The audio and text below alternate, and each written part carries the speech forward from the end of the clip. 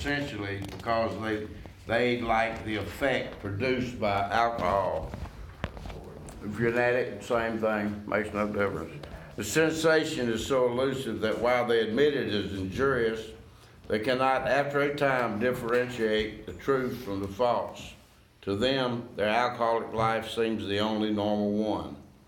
They are restless, irritable, and discontent unless they can again experience a sense of ease and comfort which comes from taking just a few drinks. Drinks which they see others taking with impunity.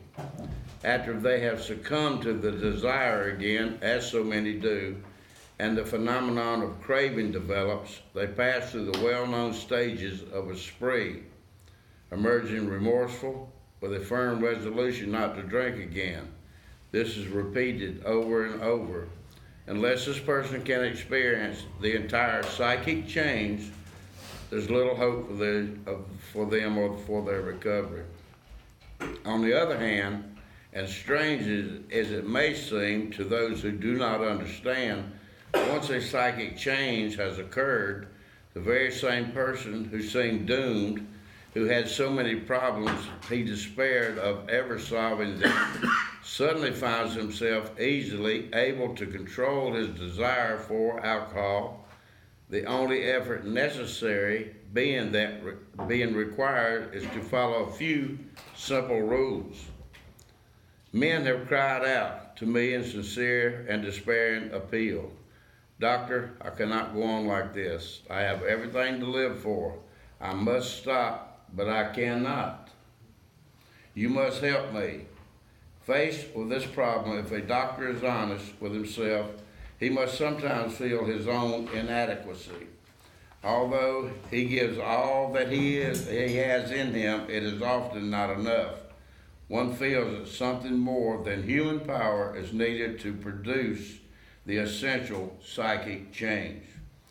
Though the aggregate of recoveries resulting from psychiatric effort is considerable, we physicians must admit we have made little impression upon the problem as a whole. Many types do not respond to the ordinary psychological approach. And when you come into the rooms of Alcoholics Anonymous, you hear that only God could and would if he were sought. We were beyond human help.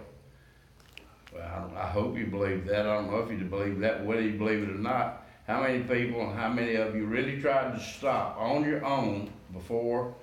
And how many times did you try that before you came to Alcoholics Anonymous, Narcotics Anonymous, or a 12-step recovery program, or even a house where you can live, where you're not subject to the temptations that a lot of people suffer when they're out there living in their old neighborhoods, in the same old environment where they came from.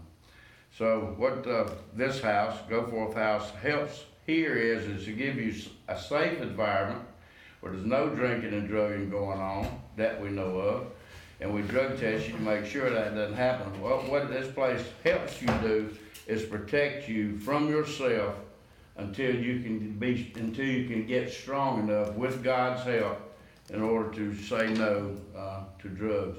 That's kind of a catchy thing, huh? Remember when the first lady at that time said, "Oh, you know," she was hooked on some sort of pills.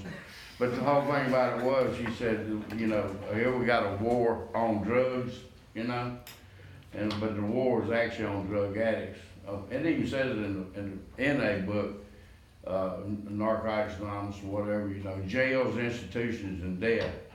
And whether you think you got a choice or not, I don't know, that's up to you, but I can just about assure you that if you continue doing what you're doing, which a lot of you have experienced already, there is always the end, and it's jails, institutions. So hopefully you'll get into this program, you'll stick with this program until the obsession to drink and drug has been removed from you and taken away.